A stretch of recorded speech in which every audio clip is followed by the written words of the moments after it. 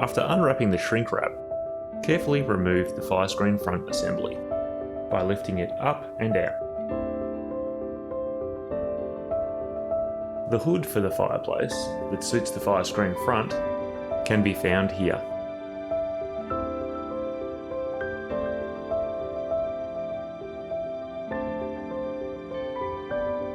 Below the fireplace base, you will find the instruction manual, remote control, packing materials, as well as some critical components for the decorative setup of the fireplace.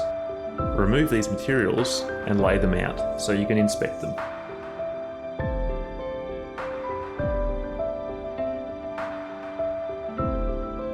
Within the sleeve that contains the instruction manual will be some critical components for the venting, as well as screws for mounting various components like the fire screen front. Carefully remove the glass assembly using the spring-loaded clips and dispose of the cardboard spacer. Place the glass somewhere safe. Remove both packages that contain the log assembly. The smaller box is for the side logs, and the bigger shrink-wrapped packet is for the main log assembly. This package also includes the embers for the burner.